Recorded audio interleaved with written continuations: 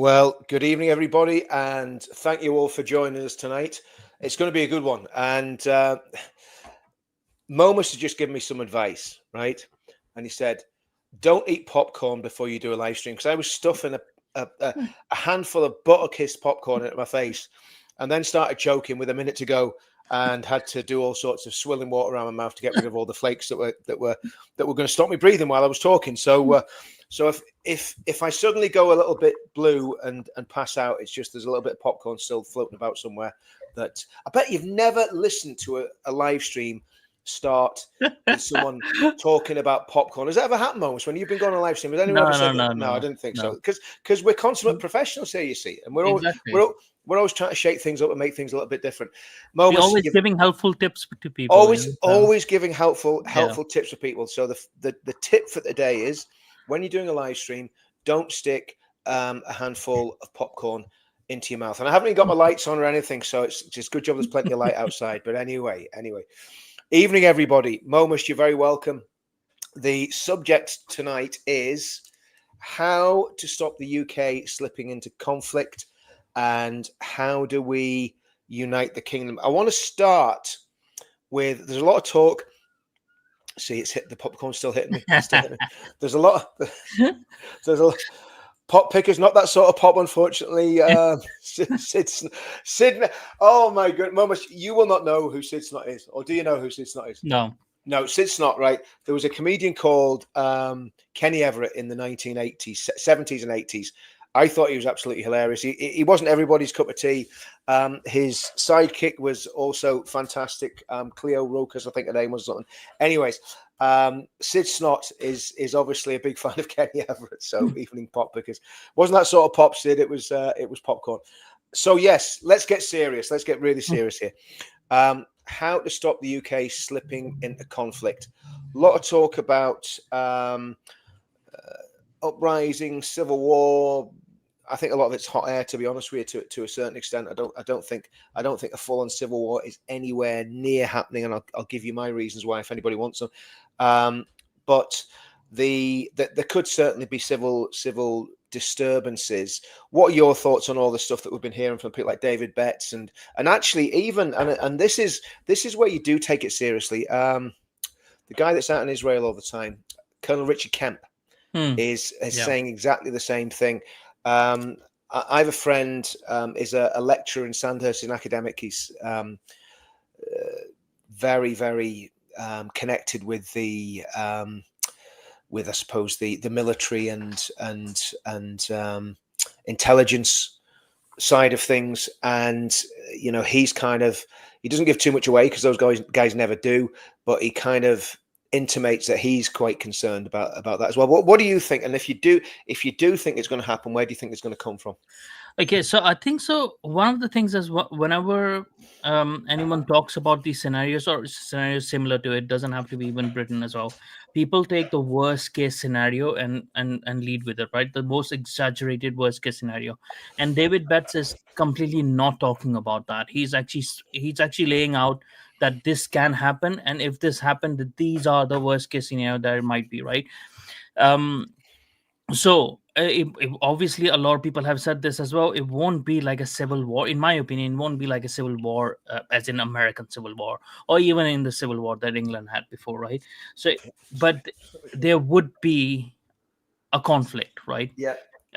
That conflict is, in my view, do we really want to stop it, right? So now this is going to be a longer answer than you might have expected, right? So here's Momus, when I ask you a question, I always leave at least 10 minutes for the answer. Yeah.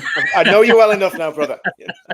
So we are saying how do we stop UK slipping into the conflict, right? And my sort of proposal is, why do we want to stop it? So a lot of people are saying that they don't want violence, that they would rather have this conflict or whatever it might be in a peaceful way.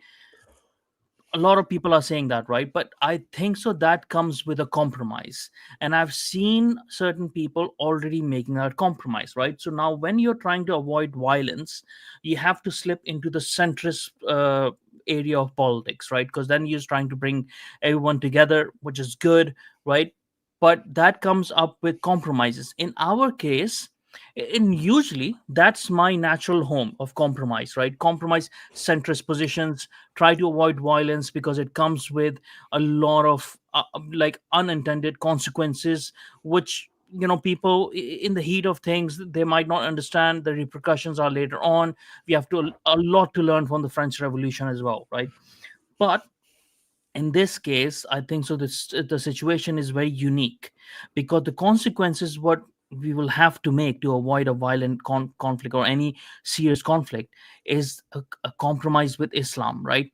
And a lot of people are already making this is why you see Reform Party, as soon as Faraj took over, changed their mentality on Islam. They're including people like Zia Yusuf, who's bringing in Pakistani and other investors into the Reform Party. That's going to, like, the intention might be good, right? The intention might be, oh, there are moderate Muslims out there, if we bring them together we'll just kick out the extremists and stuff. This is where people are making mistakes, and a lot of people are saying as well, well, we don't want to kick all of Muslims out and stuff like that. It's like, I don't want to kick all of Muslims out as well, but why can't you distinct, why don't you have the moral clarity to say Islam is completely unacceptable while not raising the picket fences and stuff like that against the Muslims, right? Individual Muslims. We have to encourage them to leave Islam while not accepting Islam. Right? You can have the moral conviction, but we know we can come up to come on to this later on, why these people can't say that, because they don't have the moral convictions, right, of themselves.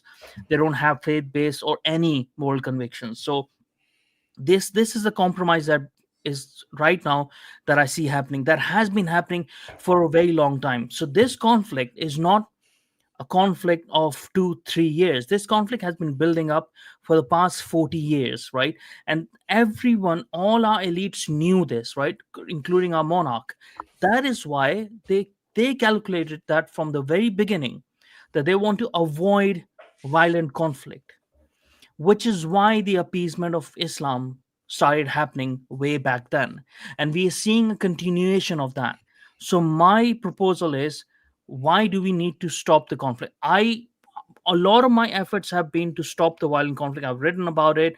It's like, okay, you guys don't understand what happens in violent conflicts and stuff. Still, I would like to avoid violent conflict, right?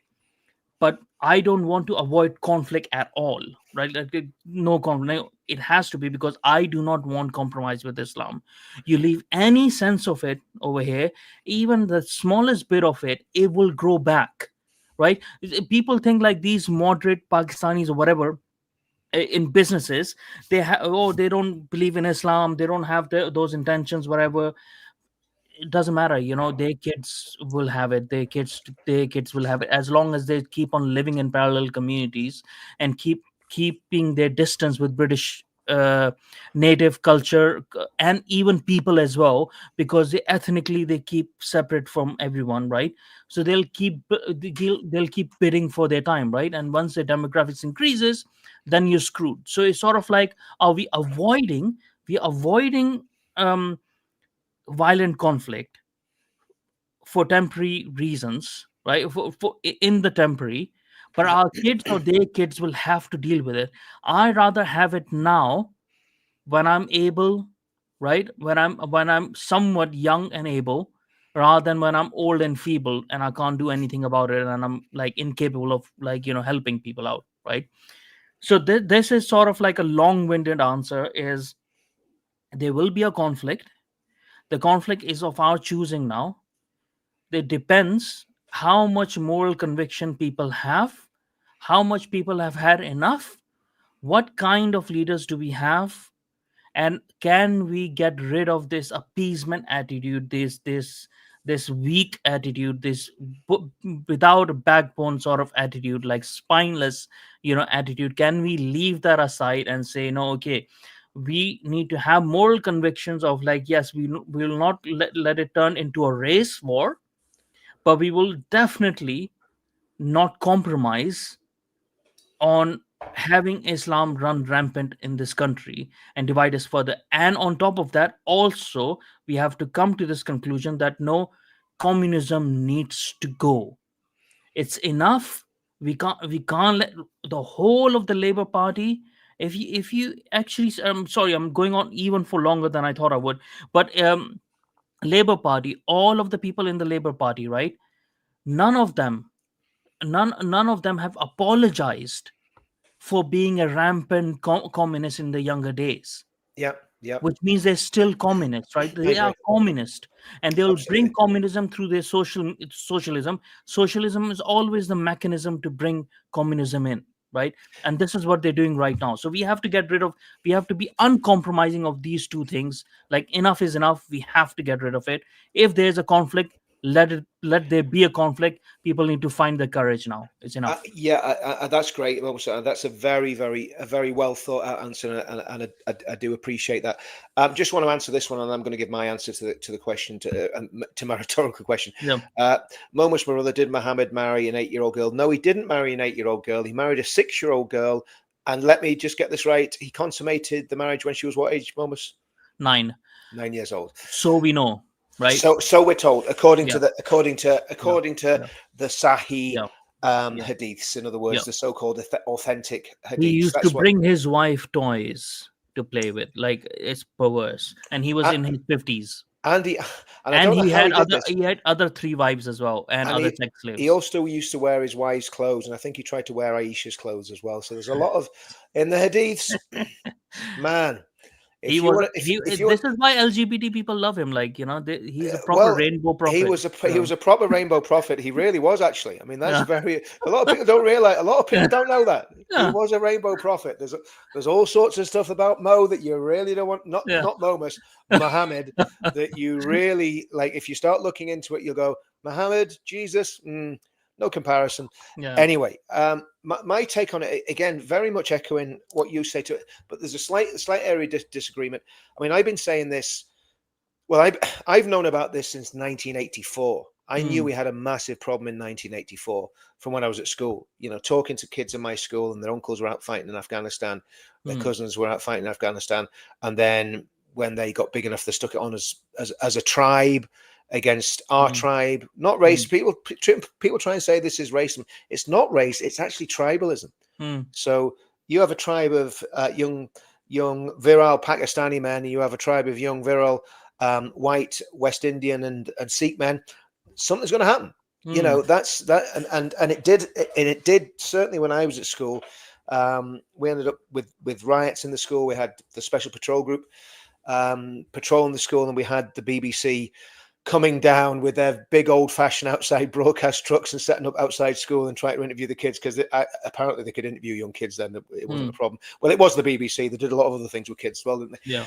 But yeah, so putting all that aside, so you go to 89 and you've got I think it was Iqbal Sakani. I think he was one of the founders of the Muslim Council of Britain. I think. If I'm wrong on that, I apologize. But I remember him speaking up very, very aggressively at the time about Salman Rushdie, the Satanic Verses, the Shia crazy guy that looked like the devil, Khomeini, not this Khomeini, the other Khomeini, who was even more evil than this one, basically putting a fatwa out on Salman Rushdie, and they got him. Yeah. I mean, this is the thing that people don't realize. They do not stop. They do not stop. Yeah. The jihadists do not stop. So I've known about the problem. I first spoke about the problem publicly in 1998, in a little church on the Shankill Road. And people just looked at me like I had two heads, because they went, sure, the Pope's the Antichrist. It's not Islam. Yeah. So, but that was Belfast in the 1990s, right? But the actual point about civil conflict, and there's a few things I want to say. First of all, if you look at Northern Ireland is still recovering from the conflict, without a shadow of a doubt. There's still the residue there. There's still a lot of people grieving, and if you go into a civil war situation, and this is why I'm very, very wary of all this. If you go into a civil war situation, and it spreads right the way throughout the UK, and it's not going to be two standing armies. It's not going to be like, if you look at what people say, oh, it's going to be the Balkanization. What people don't realize about the Balkans is Croatia, before the civil war happened in in Yugoslavia, in the former Yugoslavia. Croatia had a massive standing army. Mm. Serbia had a massive standing army. The Bosnians had an army, and then they had a whole lot of jihadis going in to boost their numbers. I think Macedonia, Slovenia, they all took sides, but all of those groups were already armed. They were, Yeah. when they started that war, they were armed to the teeth. So those And they armies, weren't that different from each other as well. well, they were, because obviously the Serbs were Orthodox, the Croats were Catholic, the No, Bosniaks were like Muslim. within one, it wasn't Oh as yes, like, yes, ethnically. they lived together Yeah. fairly well, Yeah. and I think what people don't realize as well, there was a lot of radicalization in the Balkans Hmm. after the civil war started. A lot of Hmm. jihadists went in there, and a lot of jihadists actually from the UK went to the Balkans to fight Hmm. on the side of their Muslim brothers in Bosnia. And so our civil war wouldn't be like that, because No. we don't have any firearms. No. Nobody's Well, got. the jihadis do have them. Of course they Yeah. do, because, well, this is the thing, and this is why I'm very, I'm not saying, you don't start a fight that you don't think you can win. Yeah. You know. I'm not welcoming it. Oh no, no, You know. no! I know, Um, no, no.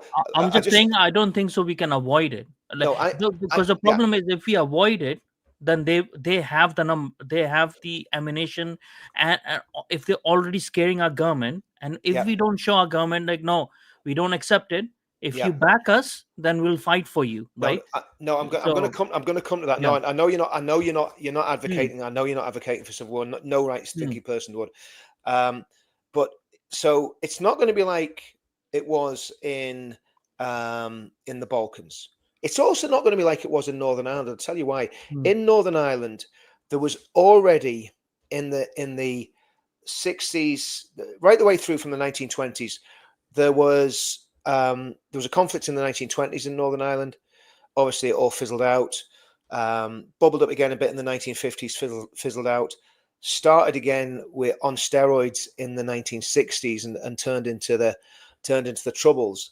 But what you had was a muscle memory of mm, disorder, of terrorism, of mm, insurgency, because the Irish Civil War was literally 50 years before the Troubles broke out.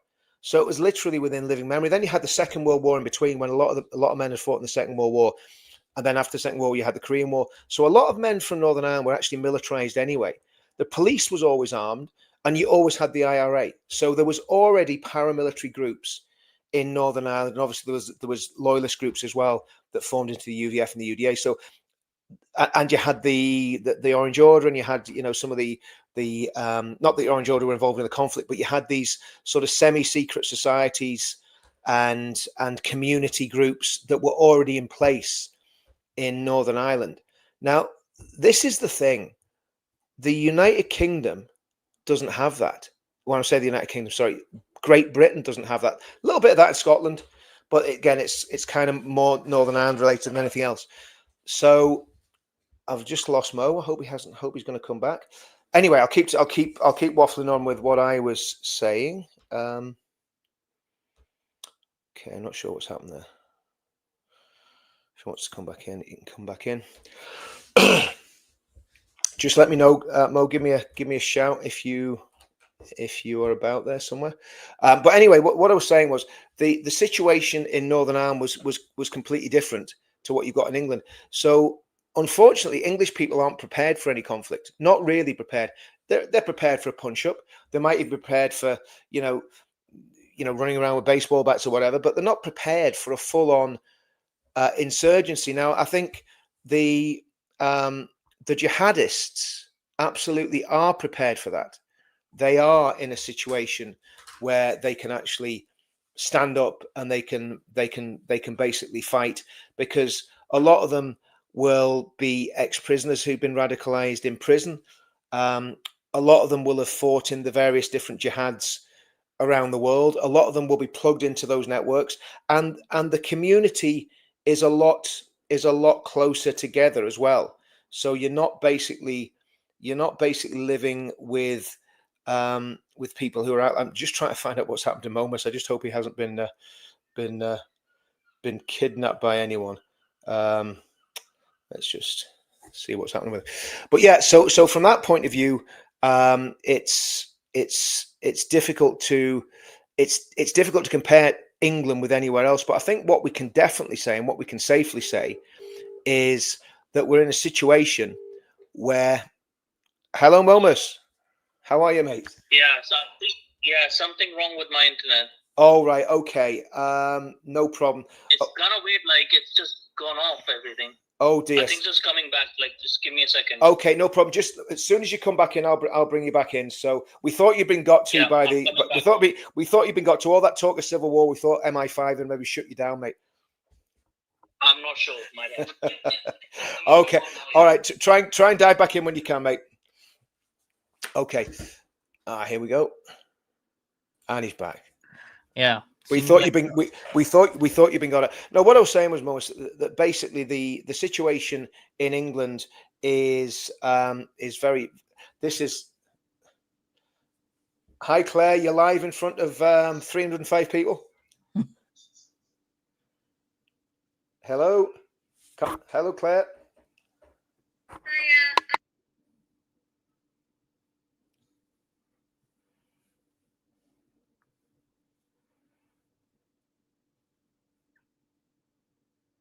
Or while you're talking, I can just continue then. Yeah, I can keep on going then. Yeah, I don't know what happened with my yeah, I thought as well my door got kicked in or gonna get kicked in.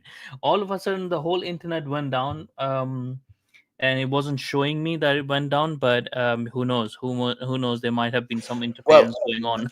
There could be, because Claire said she keeps getting kicked out as well. So do you know what? I'll be honest with you. And this is the thing, we're talking about.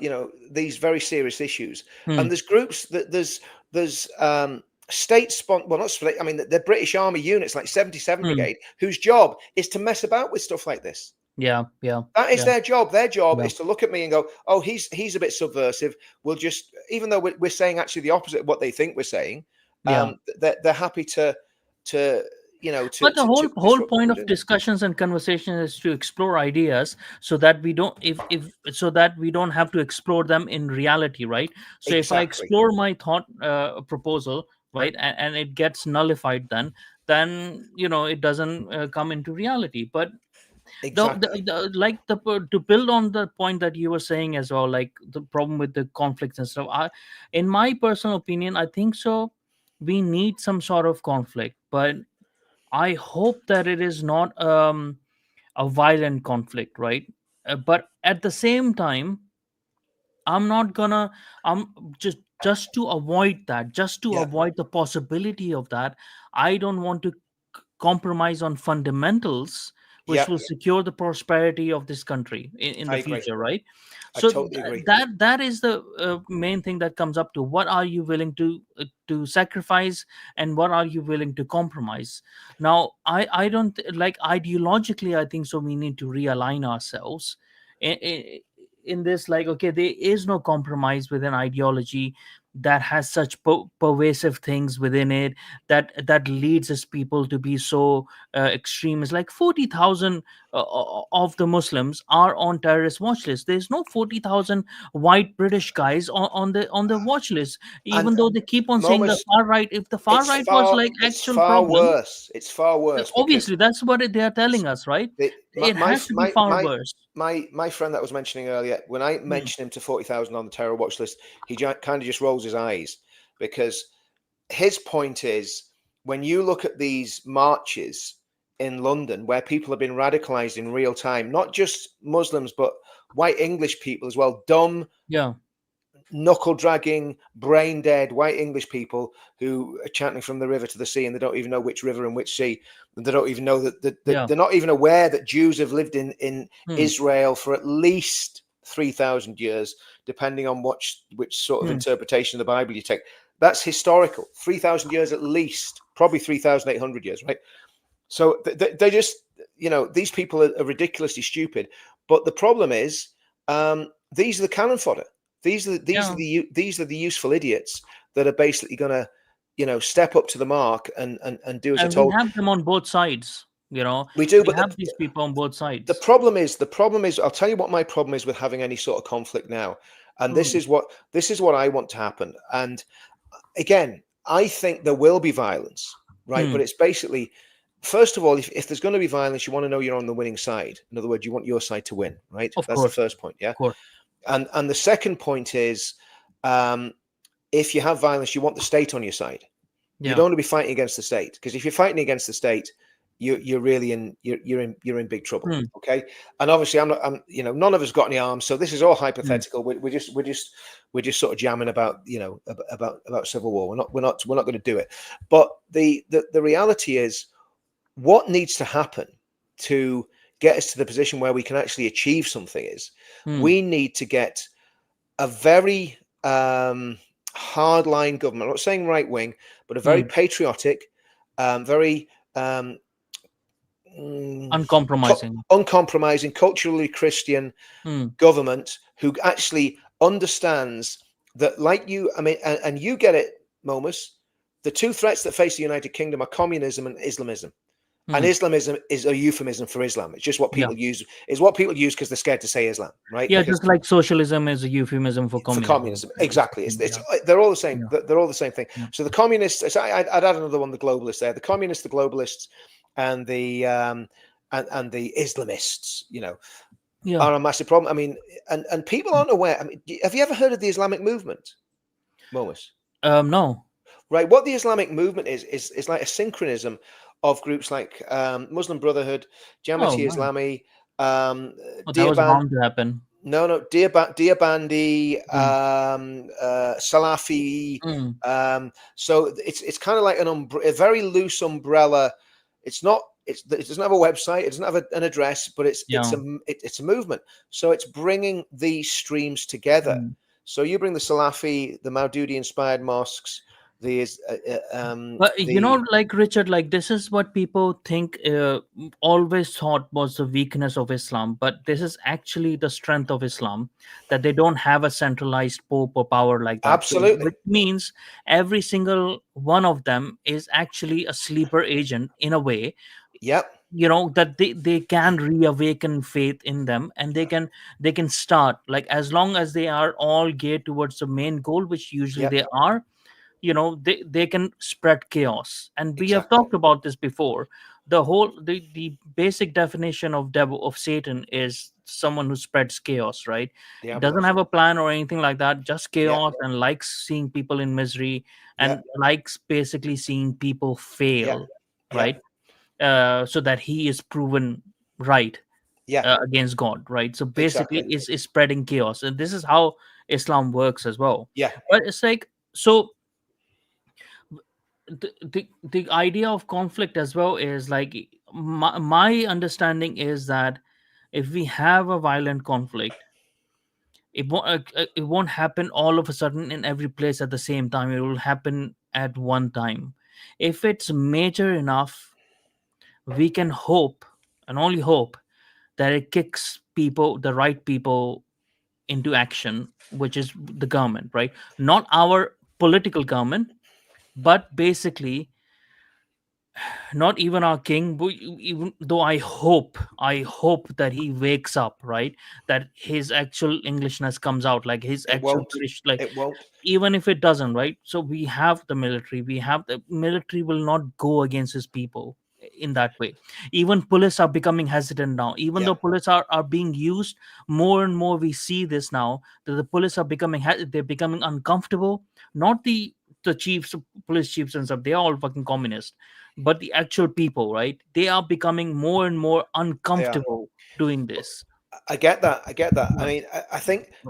I mean, there's a friend of mine. I'll not say his name. He's very, very old now, but he was a Sharia judge, right? And I'm not going to say where he came from, but he converted to Christianity and then devoted the rest of his life to warning people, because he was a Sharia judge. He knew Sharia law. He knows the Quran like the back of his hand, like we know the Lord's Prayer. He knew the whole of the Quran and was able to. I'll give you an example. When the do you remember the British Army advert a few years ago where they had them getting round in defence and praying for while the Muslim guy prayed? Do you remember that? It was like a recruiting. The most ridiculous recruitment advert for the British Army I've ever seen in my life, right? And he showed me, and I've actually I did a video on this about 5 years ago. He showed me the verses from the Quran that related to that. That video wasn't just made up. There's actually verses in the Quran. I forget what they say and where they are, but you can find it on my channel. I'll put the video in the link below. But basically, what they were saying was, you defend me and I'll pray. And there's verses in the Quran that actually talk about that. Talk about non-Muslim warriors defending the Muslims while they pray. And that's what the whole advert was based on. And his premise was this, that basically the government has already surrendered to Islam. And I think it has. I think as well. I think it has. Has. If you look at what Tommy said in that video he did with Dan Wootton, the thing that stood out most out of that video is when he talked about meeting the Bishop of Pontefract, I think it was. And basically the bishop told him that MI5 and MI6 had told him that the future of the UK was Dear Bandy. That's what they. I mean, it's not like it's some little Sufi Barelvi, Ahmadiyya, huggy, warm version of Islam, which I don't really believe Deobandi is even like not liked within the Islamic countries. So Dear Bandy make up 42% of mosques in the UK. Yeah.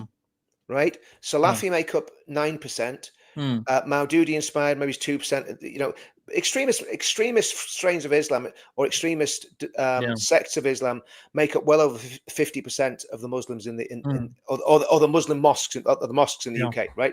Over 50% would be classed as extremist conservative. Right. And that's what this guy said.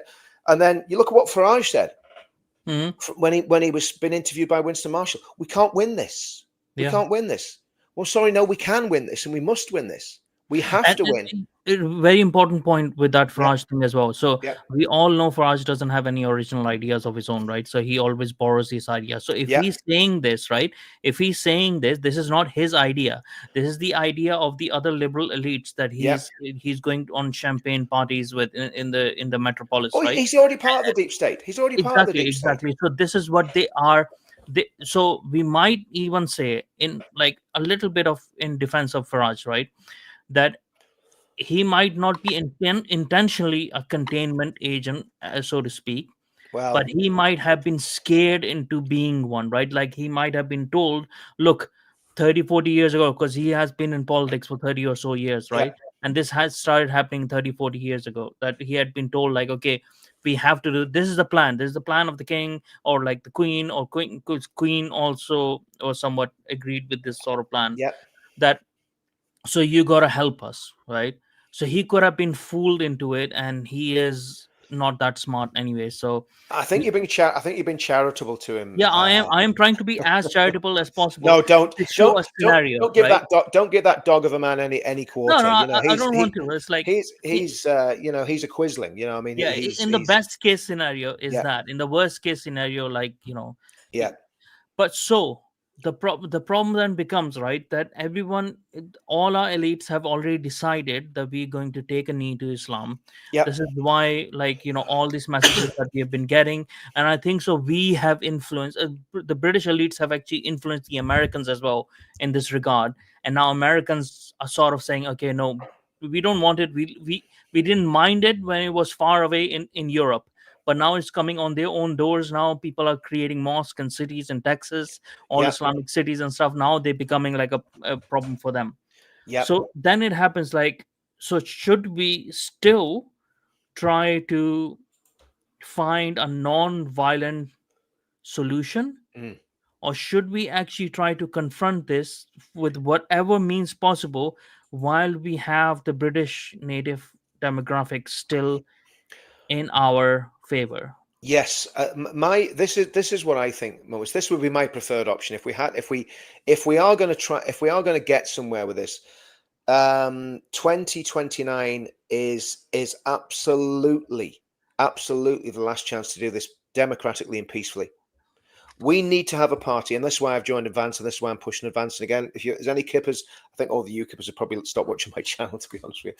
But if there's any UKippers or Britain Firsters or SDPers or any of the Heritage Partiers, and you're going, oh well, Advance is no different. I Advance think is so. They very all members need to come together. absolutely. You know? I mean, to me, Advance is sitting there kicking down the door of 30,000. Hmm. You know, it's literally, you know, the energy, and not just because it's a new party. There's a real ideological push behind this, and dare I say it, a lot of it's actually based on the pledge, and the ideas in the pledge, which is great, obviously. So that's why I'm so bought into this. Now, the pledge is not connected with Advance in any way. Ben In has fact, signed it before, though. Ben So, signed it. That's the whole yeah. point. In fact, you know, we've made it very clear to any political party, and this includes Advance, even though I'm now a member of Advance, that if a party departs from what the pledge stands for, then we'll publicly make that known. So if Advance does do anything that is contrary to what's in the pledge, we'd have to let our members know. No, actually, Yeah. we don't agree with Advance on this. Make your own minds up what you do. You know. So let's have a hypothetical, Momus. Okay. So Advance win the next general election. Ben Habib becomes prime minister, and this is hypothetical because they haven't made policy on this yet, and I haven't been But they involved in haven't even discussion. registered as a party They yet. haven't So been registered as a yeah. party, so all of this is completely hypothetical and speculative. But I am very positive that in what is it, 4 years time, we're going to have an amazing breakthrough. And so let's say Ben wins the election in 4 years time, becomes prime minister, and I know a lot of people will be looking at me, that's not possible, Richard. Well, people would have said around the time of the last general election, there's no way that Reform would be the biggest party in the country, knocking on the doors of Downing Street, and it is. And it's not because, you know, the snake oil salesman in chief is in charge of it. It's because there's such a hunger in the country for solutions. Over 52% of the British population believe Islam is incompatible with British values and with British civilization and British culture, right? So that's a massive majority that believe that, and obviously there'll be undecideds and so on and so forth. It's not a straight split, because there's going to be people who don't even think about that. So Ben wins the next general election. Ben becomes prime minister, and he comes out with some very, very hardline policies. Nobody can really say anything because Ben's half Pakistani. He understands Islam, he understands Pakistani culture, and he knows that there's a real problem. And he starts deporting all the wrong ones: the grooming gangs, the criminals, the Islamists, all the illegals go. Even if they've got passports, those passports are investigated, and they're pulled in because they came in the country illegally, and they're thrown out. That would be the dream ticket, right, on immigration, right? So people that have basically gamed the system go. People that are Islamists go. People that are in grooming gangs go. So you have a sort of mass deportation wave, the opposite of the Boris wave, basically. And when you do that, and then you start clamping down on Sharia courts, then you start banning halal slaughter, then you start making it socially unacceptable to go on you know, free Palestine marches, not banning them, but make just the media. So all of the elite has to change, and once that happens, then there will be a massive violent kickback from the parasitical population that's causing the problem. They will start to kick back, and they will start to fight back. When that happens, you're in control of the government, you're in control of the military, you're in control of the security services, you're in control of the police. You have to basically gut the Home Office, gut the chiefs of police, gut the judiciary, and basically get people that actually believe in Britain in those positions of power. So then you've actually got the full force of the state on your side. At the moment, if there was a conflict, it would lead at best to a lot of prison cells and graveyards getting filled, and the country just about scraping through and surviving, and Islam coming out of it stronger the other end, because they'll be playing the victim for anybody that's been killed or injured, right? At the worst, the country completely balkanizes. The country becomes a failed state. The war goes on for years, and as Betts predicted, 20,000 people a year are getting killed up and down the country. And the other thing is, if there was an uncontrolled conflict where it was just done purely out of anger without any strategic goals. Whoever has the best ideology, not the best ideology, the strongest ideology in terms of being able to galvanize people around them, and the most weapons and the most organization and the most community spirit basically wins or makes massive gains. So to go, from zero to a conflict, a sectarian conflict, which it would be, to go from zero to a sectarian conflict, and then you probably get racist nutcases on all sides trying to make it a race-based conflict, would be a complete disaster and would just completely destroy the country. Whereas if you've got a government that you're in control of, and the parasitical population suddenly starts to kick back against something that's causing it problems, then the government cracks down, home guards are raised, the population, sensible people in the population, are armed and deployed to patrol certain areas, to protect areas, and you end up with something that's more akin to what you got in Israel than what you would have in Rwanda or any of these countries where, or even you think about what happened in Burma with the disturbances in Burma. We've seen them in Somalia and Kenya. We've seen them in Nigeria. If you're not prepared for that, and the government isn't prepared for that, you're going to take massive hits. And because our governments are so weak, if you've still got a weak government and there's a massive jihadist uprising or there's a massive sectarian conflict, you absolutely know what side the government's going to come down on and who they're going to support. Okay, So that's so my yeah. premise is we need to control the government, and then a conflict will happen because the parasitical population will come back against the patriotic government. And when I talk about parasites, I'm talking about the lefties as well. I'm talking about the communists. They'll be doing exactly the Yeah, same the thing. enemies within. Yeah. The enemies within, Yeah. the communists and the Islamists, yeah. So I will extend that a little bit up. You're not wrong, but in my opinion, it's not just the parliament that we need to control. It's the whole mechanism behind it, right? The establishment. That goes without saying. Yeah, that goes without saying. Even if we have a majority, whichever party comes in, right, advanced party or whatever, it combines with whatever happens and whatnot.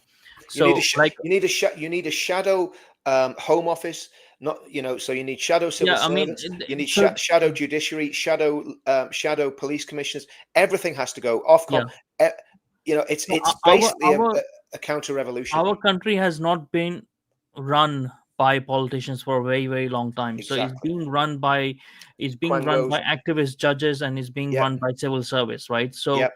we will still have that problem even if a party like advanced party come in majority, right? So this problem will still not get resolved properly till probably the second term of that party. It Yep. might actually come to that, right?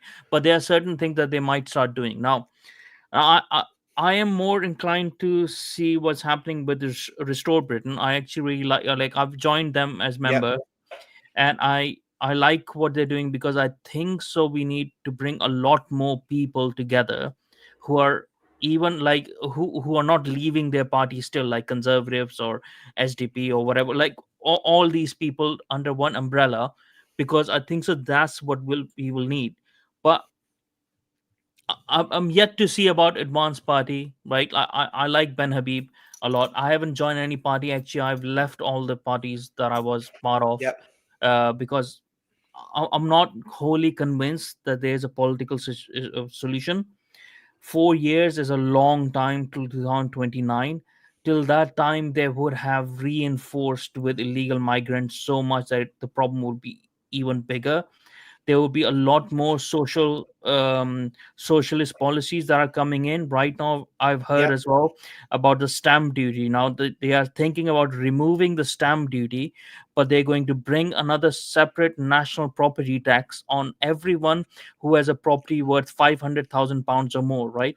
This is a signal of making everyone who is able to do something about fixing the country Yep. leave this country, right? Yep. So in these 4 years a lot can happen. So Yep.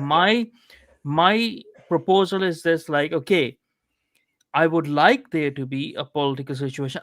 At the moment I can't see it. Maybe 6 months down the line, or maybe when advanced party actually Yep. registers as a party, then and people Yep. start coming maybe it will change, my idea will change in a year, right? Yep. But at this very moment, I can't see a political solution. I think so there is going to be conflict. A part of me thinks that maybe a level of conflict is actually necessary for a lot of people within to kick in, because there has been a lot of process within, as I've seen through my contacts and stuff, within civil services, within local government, within police, and all of these places. People who previously were labor or liberal democrats, they are voicing discontent, and they are for the policies even proposed by reform, or even proposed by advance or whatever. Like, they are going against the illegal migrants, even most liberal people, right? So Yep. it is waking, it is kick-starting people a lot, so it needs a sort of more of that. But at the same, I would say, okay, maybe we have a chance in 2029. I Well, don't want to put all my my premise is hmm, it's the last one.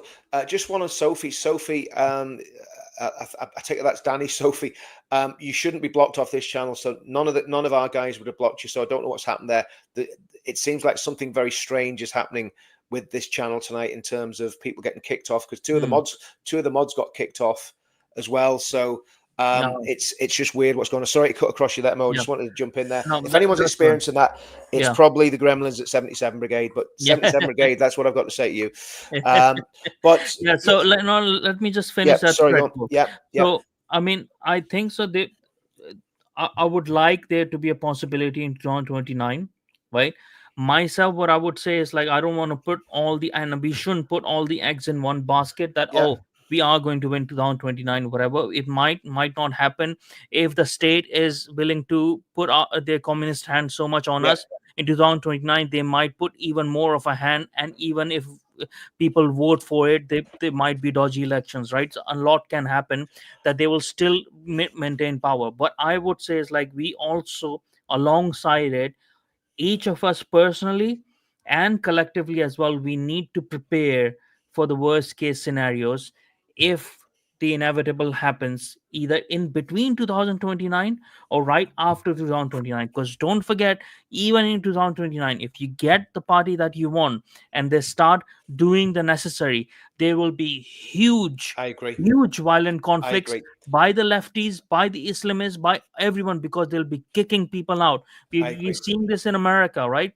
This is why there's so much civil unrest that went on all of America and stuff. When they started kicking out the drug cartels and stuff like that, people are doing violence against. It's going to happen over here as well, right? So we need to prepare for those things, in my opinion. I think so. Personally, Yep, everyone needs to prepare. This is what personally I am doing. This is why I have sort of like disengaged myself from a lot of all the political parties at the moment. yep, It's not like I'm not talking to them. I want to talk to them. I want to listen to them. I want to support the right parties, like Advance Party, like and movements like Restore Britain and stuff like that. But personally, I want to prepare for the best case and the worst case. Right? The best yep, case is like, oh, we get a government. Okay, so in this time, I need to get like a lot more experience in certain things. I need to, like, because I need to be more prepared. How can I help if my help is needed? If, like, in party people want my help, yep, policies against with Islam, how to tackle with that, this and that.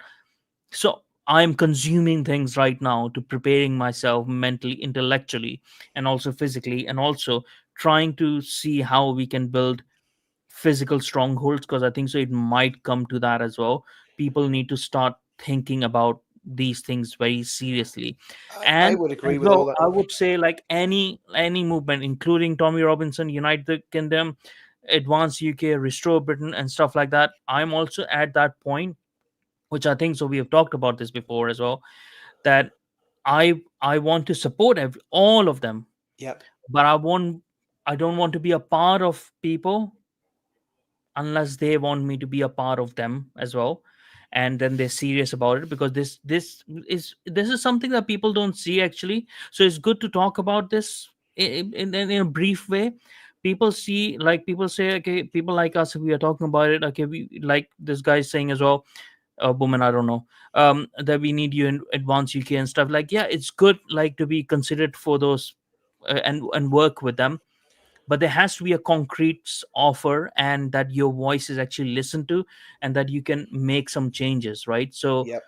people can come together. It's not like people don't want to come together, but people who are in position to bring people together, they need to create proper pathways for them, because we can't, I can't just like, not work and stuff like that, and like, depend on a YouTube or stuff, like, No, none that's of us not can. sort of Not, my not, thing none of us can. anyways. Yeah. None of us can. I think. Yeah. I think the reality is what I mean. We've got to be very careful what we say. I mean, obviously, when we're talking about preparing, we're not talking about doing anything illegal or breaking any laws. No, But I no, think exercising is not illegal. no, of course not. I think Not I yet. think I think I think no. I think hitting the punch bag is a good idea. Yeah.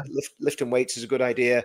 Yeah. Just getting yourself into a bit of Yeah. physical shape so that you can as much as possible defend yourself if you And ever knowing your are neighbors attacked. as well, like getting to know Yeah, your neighbors, creating a whatever WhatsApp group or whatever with your neighbors, and say, okay, if you're in trouble, if your kid is over there or this whatever, this text, is and we will where help each other out.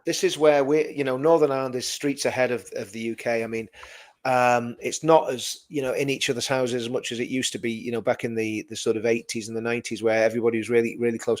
But I think there's still a real community, certainly in the town I live. I Mm, mean, we do those migrant demos every Friday. The numbers are going up all the time. There's a little community getting built there where we're sort of walking around the town as well, just to see if there's anything going on. So there's a lot of now. That's a very good point that Claire makes. I'm going to yeah, come yeah, back onto that in a yeah. minute.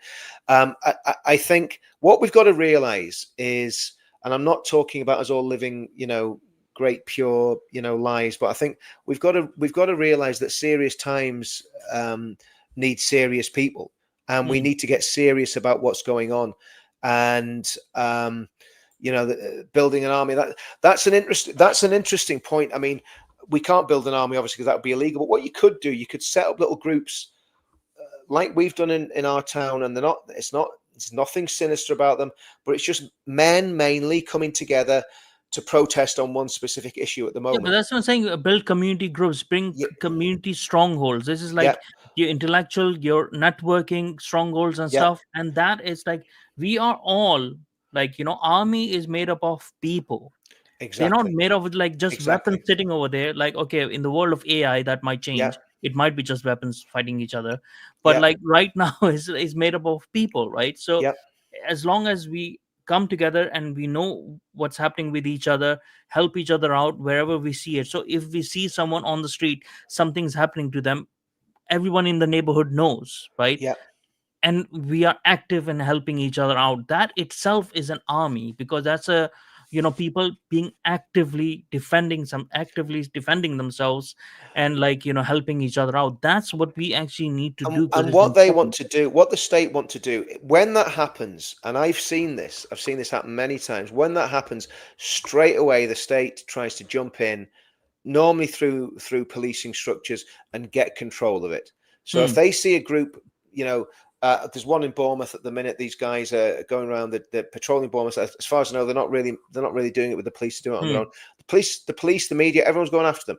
We had it in East Belfast with the lads in East Belfast. yeah, Maybe they were a little bit enthusiastic, but they were certainly not racist, and they weren't going hmm, out there with ill intent. They were going out there to protect their families and to protect their kids, right? yeah, And there's nothing wrong with doing that, and it's perfectly legal to do that. It's yeah, perfectly legal for me to get five guys and say, right, let's go for a walk around our estate, just see what's going on, just yeah, to see what's happening. yeah, If there's anything illegal, we'll phone the police. We're not going to get yeah, involved. We're not going to do anything yeah, unless someone's in danger, or yeah. it looks like something unpleasant's happening.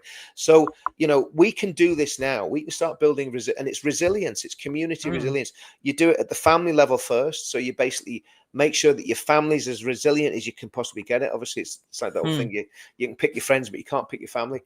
Yeah. Yeah. I think.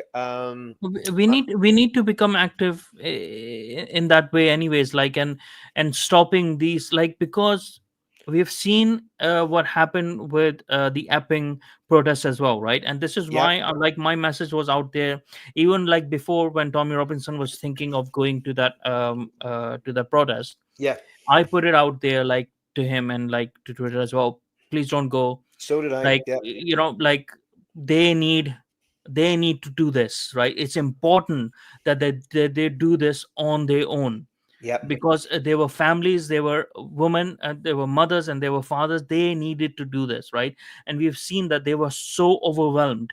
And Yep. if you do these sort of protests led by people, not by a group of people that you can bus Yep. here or there, but people, local people, that Yep. means they're gonna come together more and more often. They are Exactly. more active now, they're more vigilant now. If they see any immigrant, any illegal immigrant around a playground or something, they are all going to react now, right? Yep. And if you do these 2 or 3 and 4 protests at the same time, the police are overwhelmed, they can't help Yep. this, okay? So if they start cracking down on these people who are looking after their own, going around, you start enough, they do not have the resources to Exactly. actually stop it. So we can overwhelm them, and we are not doing it negatively. No. It's to No. protect the communities, and not being just violent or something, but for defense, Exactly. defending our own, defending the kids, and defending the women. So This let me we come at, have to. let me come at some of the comments Yeah. here, Mo. Zelda set up fitness groups, go kickboxing, etc. Absolutely agree Mm, with that. I mean, another thing. I mean, if you want to get some very basic sort of tactical skills, well, there's a couple of things you could join the TA, and it would be very basic with the TA. But as well as that, you could also do airsoft or paintballing, because what it gets you used to is actually moving in a sort of combat type situation. I have a friend mm, was advising the Ukrainian military and their special forces, and he was telling me that the kids that were surviving in the war, obviously not everyone survived because of artillery and drones, all sorts of stuff, but in one-on-one combat, the people that were getting the drop on people were people that had basically done paintball and mm, airsoft, which I thought was really mm. very, very interesting. So if you want to get yourself in that sort of frame of mind, I don't think there's anything wrong with that, and always be vigilant. I mean, Yeah. living in Northern Ireland, coming to Northern Ireland as a young soldier, living in Northern Ireland for however many years during the Troubles, that was built in. For Mm, years, if I went into a restaurant, I would always sit looking facing the door. And I don't know what it was going to do, because if someone comes in with a gun, they're just going to shoot in the face instead of in the back, I suppose. But it was just, and even when you're driving up to a set of traffic lights, you wouldn't have the handbrake on, you'd have the foot on the mm, clutch, you'd be back from the traffic lights and back from the car in front of you, just so that you had a bit of maneuver room. That was just kind of drilled yeah. into people that had been in the military and the police and probably in the groups that were involved in the conflict as well. That was just drilled into Mm. everybody that lived here. And unfortunately, the English are going to have to wake up to And I this think so. We need to be and become. It's tactical awareness. That's what it yeah, is. I Tactical think so. We awareness. need to be a bit sensible as well. And I think so. My main message for people to wake up and patrol and stuff is Yeah, mainly for men, right? Because men need to start being men, I and agree. start protecting your women and children. Like, 'cause this is like getting too much now. But also, I think so. This is also a message to women as well, to be a bit sensible, right? We know there's issues right now. So if you're going out for drinks or whatever stuff like that, and you staying, like, okay, we would prefer there to be safety and stuff, right? Because I've seen that. I go to Poland a lot because my wife is Polish, right? And Yeah, it's safe over there for women to go out at night and stuff. But we don't have that situation over here. no, So have some fucking sense right yeah, now. Don't do that on your own, because bad things might happen to you. Have some men in your community or in your family or whatever, to come pick you up or stuff when it happens. Go out in groups when you go out as well. Make sure that nobody's drugging your drinks or whatever. Don't take Uber or whatever. Depend on your family and stuff. And don't stretch the limitations as well of your family that much. You're not going to die if you don't, like, go out every single weekend, right? So yeah, this kind of sensibilities as well, that we need to think like this. We have to adapt to our time. There's things that we wish that we could do still, that it would still be safe. I wish that the kids could, like, play in the playground or wherever, or go hiking or whatever on their own without supervision or something. It would be safe for them as it used to be in the old times. But yeah, it's not that, right? So we need to adapt to the situation, not let us be afraid and be coward and be overly paranoid, but actually have some sensibility around you. Like when you're going for a walk or something, it's time not stop wearing headphones. You actually need to be aware now in these times. Like, you need to stop wearing you Well, need to stop going to dark alleys at night as well. You need to stop, like, the women, like, really need to clue on, like, right now their kids, like, if your children are 13, 14, if your daughters are 13, 14, 15, be careful what they're consuming online, yeah, where they're going, who their friends are, where they're hanging out, why they're hanging out, like, late and stuff. Like, you have to do this. yeah, We are totally. in those troubling times right now. Yeah, well, do you know what? I mean, I was, obviously everyone in this chat that lives in Bangor will know what happened last Thursday in our town. There was a guy been prowling round estates. His name was Suleimani Delalio, and it turns out that's a Fulani name. And if you know what the Fulani are a tribe from West Africa that have spent the last 30 years running through places like northern Nigeria, parts of not Sierra Leone, some of those mid-band countries in West Africa, and Proper slaughtering. purebred British, then, yeah. Yeah, absolutely. This is what the Falanis are. They've been running around there slaughtering Christians for the past 30 years in West Africa, and they're also called the Fuller. Now, here's the thing: last Thursday, armed police, a SWAT team, arrested a guy with what they believed was a sword. People are now saying that the press said it was a stick, but I just find that very hard to Hmm. believe. This guy had been running around Bangor since Monday, threatening children with knives, Hmm. right? Sleeping rough, and apparently coming from Great Britain, sleeping rough, and just to me that was a Southport just waiting to happen. I'm Hmm. amazed we did, and I'm so thankful that those police took him down and basically didn't kill him. They arrested him, and he's now remanded. But that's what we're up against. That's the margin. Yeah. If that had been a Southport in Bangor, Northern Ireland would be on fire now. Yeah. Tell you that here and now. Northern Ireland, because Northern Ireland's different. Because in Northern Ireland they will go back. Hmm. If there's a community like what happened in Ballymena, Yeah. if there are people that are taking liberties and start attacking our kids in Northern Ireland, the men will stand up. And if they have to go to Yeah. prison, they go to prison. They don't care. Yeah. Now Yeah. that's I what think so. This is what happened. This attitude change has to happen in England as well, yeah. because um, But that's the point yeah. I'm making. You see, that's the difference between Northern Ireland and the rest of the UK. And I'm a Hmm. proud Englishman. Hmm. But my goodness, 29, was it 29? Was it 21?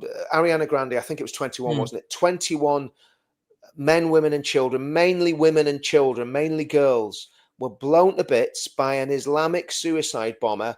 And we went, don't look back in anger. Let's get bumblebee Yeah. tattoos and make heart Yeah. shapes. No, that's Yeah. not happening again. Yeah. Next time that sort of outrage happens, Yeah. there's got to be a very, very robust response to that. Well, There's got to be there will people on be. the streets. There There's got to will be be. people This on the is what I'm streets saying. Yeah. for a long, long time. And I'm Yeah. not saying being violent. I'm not saying that. I'm not Hmm. saying be violent. But what I'm saying is people need to stand up if Hmm. that happens, because we cannot allow that to happen. We can't allow people to kill our children again and just go, oh, that's all right. Hmm. It's nothing to do with Islam. No, Yeah. it's everything to do with Islam. Yeah. Because when they're quoting the Quran and when they're Yeah. quoting the Hadith and when they're saying, well, we read an Al Qaeda, this guy that did Southport, he Hmm. read an Al Qaeda manual before he did it, but it's nothing to do with Islam. Yeah. We But can't you know what, we like, can't Richard, fi- we can't fi- we I can't don't find a even motive. I don't even give a fuck whether it's to do with Islam or not. It's to do with all of these people who are here who hate Britain, right? Yeah, So it is to do with Islam. We know it's to do with Islam. It's written, like, it's the Quran is the manual, and the Hadith. Muhammad did these things, right? So we know it's in Islam, yeah, but I actually don't even care about that anymore, yeah, right? It's like, no, you're here illegally, out. I mm, don't care what is the color of your skin. You're out, yeah, right? You hate Britain, you're out. You preaching hate in this country, out, yeah, right? All of these people, like, even like whatever the color of their skin is, right? yeah, If they're not native from here and they're hating, they're preaching hate, and they're like trying to subvert the nation, yeah, mark them as traitor, whatever, like, kick them out, yeah, like, it needs to happen. yeah, But it's gonna take some time, but we yeah, need to We No, need to I mean stop. that's We need to stop I think excluding their next communities. next time there's a terrorist attack, the people take to the streets and Yeah, they demand that all the extremists are put in prison on remand straight away. yeah, 40,000 of them. Find if you can't find prison spaces, build them. Put them on yeah, an island. Do what you want. Anyone that's here illegally, get rid of them. Kick them out of the country. That's yeah, it. We yeah. can't have this. We Yeah, cannot and have. we need to, people need to be active right now. We need Yeah. to stop this importation of Gazans that is going to Yes, happen, right? I We need agree. to stop this. They are going to come into France, and straight away from France, they're gonna Yeah. come over here. These are going to be the direct soldiers, right? Yeah. Because people need to understand one main thing that I was talking about before. I think so. I don't know when I was talking about this, but people need to understand this, right? These illegal immigrants that are coming in, right? These are not Islamic scholars. These are not Islamic leaders or anything. They are not the leaders. These are the foot soldiers, right? Yeah. The Islamic leaders are already here, right? Most of them are British born. Yeah. So when we talk about illegal immigrants, it's not enough to talk about illegal immigrants. We have to go beyond. So Yeah. when something like this happens and people start saying, "Oh, it's not Islam. We should not look back in anger or whatever." No, no, no. You are trying to protect the legal migrants over here, the Exactly. legal Muslim migrants, or the third and fourth generation who you call British Muslims. There's no Yeah. this word is a misnomer. You cannot be British and you cannot be Muslim. These should not be linked together, right? Yeah. But this is what they're trying to stop, and this is what we need to sort of start thinking about this. Like, we need to stop accepting Islam as a valid religion and Well, stop respecting people who follow it. I'm not, I just cannot respect those people at all now. I It's think enough. if there's another Islamist terrorist attack, right? If there's another Islamist terrorist attack, Hmm, I think there will be a massive response in hmm, the UK. I think there'll be a massive response, and it has to be a massive response because if there's not a massive response, basically what's going to happen is they're just going to go, oh well, we'll not clamp down on the problem. We'll just clamp down on a few people that go out and protest.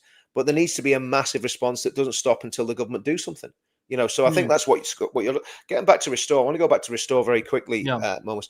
I think the penny just dropped when you were talking about that because I think what Restore are doing, they're working on a lot of deep policy stuff. They're working. Hmm, They could be the shadow civil service, the shadow judiciary, the shadow, um, you know, all those government agencies. They could fill that. If let's say Advance did win the next general election, Restore could do all that stuff, do all the mechanics of government, and let Advance get on with the electioneering, and that's maybe what they're going to do. I mean, I think that would be a really good whatever way of doing it. whatever it might be, I think so people will need to come together, but we also have to be mindful, right? Because they it's not like 50, 100, 300, 600, or Yeah, 1,000 people that are employed within the civil service, local governments, police, fire brigades, all the public institutions. We have like this is the highest employer. Government is the highest employer in UK, right?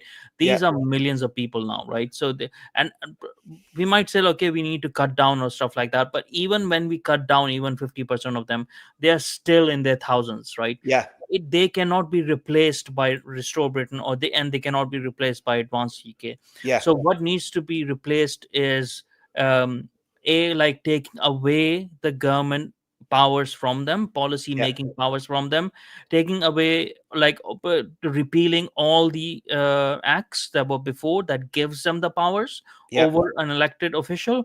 Also take away the power that protects the civil servants from being fired or yeah, fired from by the elected official. There's a lot of laws like that that needs to be repealed, and then there needs to be, other policies that needs to be brought up, which sort of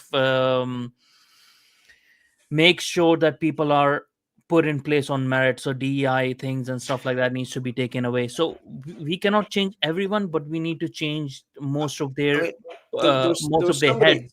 there was a comment in the in the chat at the very beginning, and he said 25, something about 25% of Israel, of the people in Israel, are calling for Netanyahu to end the war in Gaza, and equating that with the march. I want to make 2 points on that. First of all, Israel is a democracy, and people can protest if they want to protest. But Yeah, it's up to them. 25% of people protesting on the streets of Israel is not a Yeah, majority. It's yeah. 25% of people.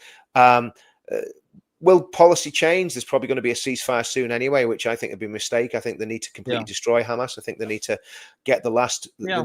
They need to drag the last Hamas operative out of a drainage I ditch kind of agree with them occupying the and shoot territory him. as well, to be honest. No, they need to completely take over Yeah, the Gaza Strip yeah, and deport everybody from Gaza to mm, a third country. In my opinion, rebuild it. yeah. That's my opinion. But again, that's what this is about. It's kind of irrelevant. Like I Yeah, don't care as well.